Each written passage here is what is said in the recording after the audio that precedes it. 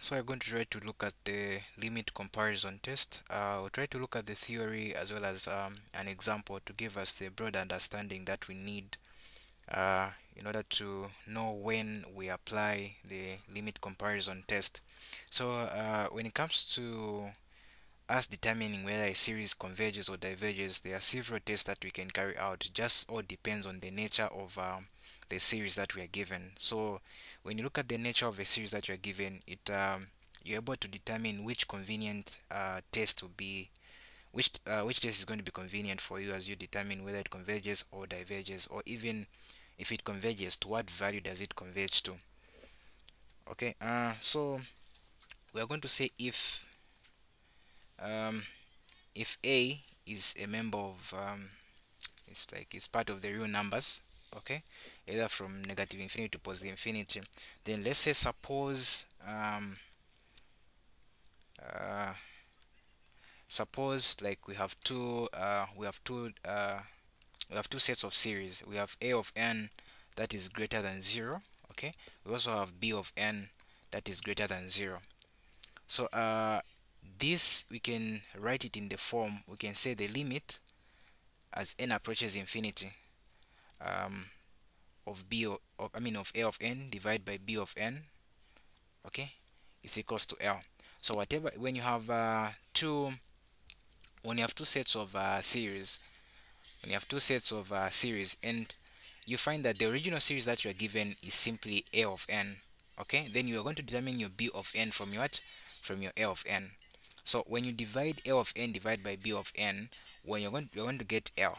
So now the thing is that when you have your B of n, this will be much simpler and you'll be able to determine whether it converges or not. So you're going to find that when you determine your B of n from A of n, the thing is that this will either converge or diverge. So if B of n converges, meaning A of n converges if and only if when you divide A of n divided by B of n is equals to L, where L, okay, we can say where L is greater than 0 and it is what? It's finite. Okay, the thing is that infinite is also greater than 0. But in this case, our L is supposed to be greater than 0 but not infinity. So it can be any number but infinity. So the thing is, when you observe what your Bn is, does it diverge, does it converge? So whatever Bn does, that's the same thing that applies to A of n. But you're only able to make that conclusion that A of n diverges or converges in respect to B of n if A of n divided by B of n is equals to L, and this here is what is that condition there is satisfied where L is greater than 0 but it's finite. Okay, so let's try to look at an example to try to make sense out of what we are saying. So let's say we have let's say we have the let's say we have a series, okay. Let's say we have a series whose upper limit is infinity, lower one is 1, then we have 1 over square root of n to the power 3 plus 1 plus 1. Let's use plus 3 here. Okay, so that is simply our A of n. This is like our A of n, or let me say this part here. So this part that we have is what is our A of n.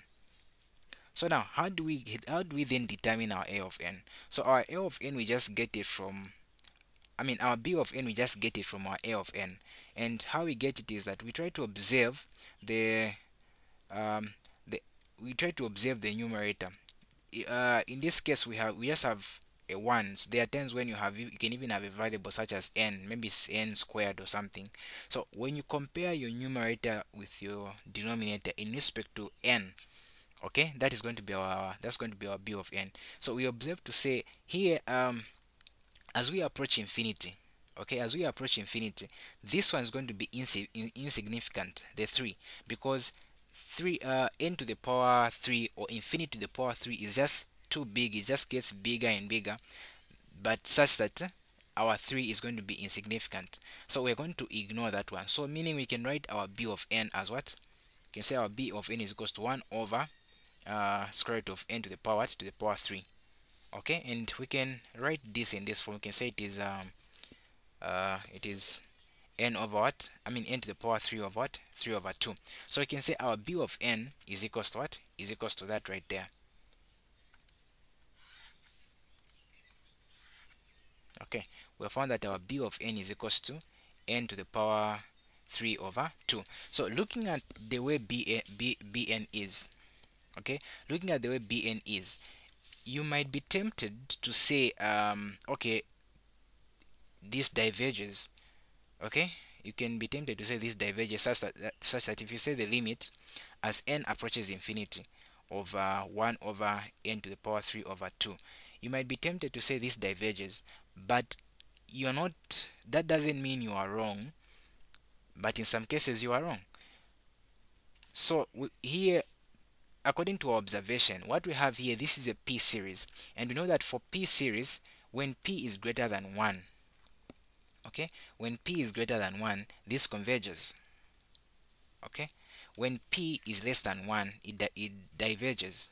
Okay, and according to our observation here, we observe to say the power that we have, n to the power 3 over 2. 3 over 2 is simply 1.5, which is greater than 1. And according to what we know about p series, if the power is greater than 1, it converges. So that means our b of n converges. So it then implies that even our a of n converges, but we won't be able to make that conclusion when you find out that the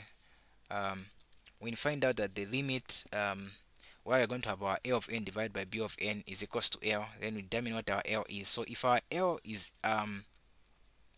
we find that our L is greater than 0 and finite, meaning it does what? A of n also converges. So what we're going to do is that we're going to write this in the form, we're going to say the limit as n approaches infinity, okay, of a of n divided by b of n. So my a of n is 1 over 1 over n to the power 3, root of n to the power 3 plus 3. I'll say multiplied by, remember to say our b of n was equals to 1 over 1 over n to the power 3, root n to the power 3, like that. So instead of writing 1 over, I'm just going to write the same root of n to the power 3 there divided by 1. That's our b of n. When we were dividing, it was like the 1 on the other side, so you just multiply by the reciprocal of our b of n. So our limit as n approaches infinity,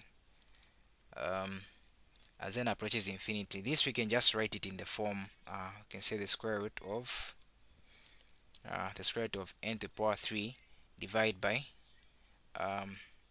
n to the power 3 plus 1.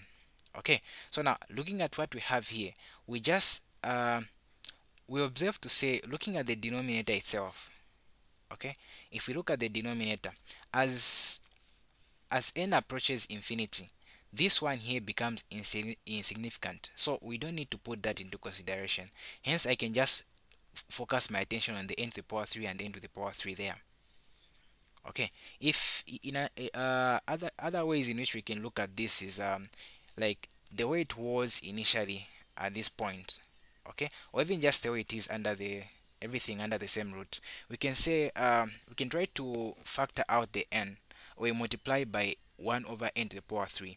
If we multiply the numerator by 1 over n to the power 3 multiplied by n to the power 3, what you're going to get is a 1. Then if I multiply this by n to the power 3, I'm going to get 1 plus. Okay, I'm going to get 1 plus. So if I multiply this by 1 over n to the power 3, that would be like 1 over n to the power 3 itself. Okay, yeah, I think this is even one of the best ways to write it for easy understanding. As n approaches infinity, so we can write it as, we have like 1 divided by 1 plus 1 over n to the power 3. So we observe to say, as we go towards infinity, as we go towards infinity, if we place infinity here, so it's like 1 over infinity to the power 3, that is still 1 over infinity. 1 over infinity, we know that is a 0. So it's like we are going to remain with 1 divided by 1, which is we say the limit. Not really writing the limit now. We can say we are going to remain with the root of 1, okay, which is simply what? Which is simply a 1.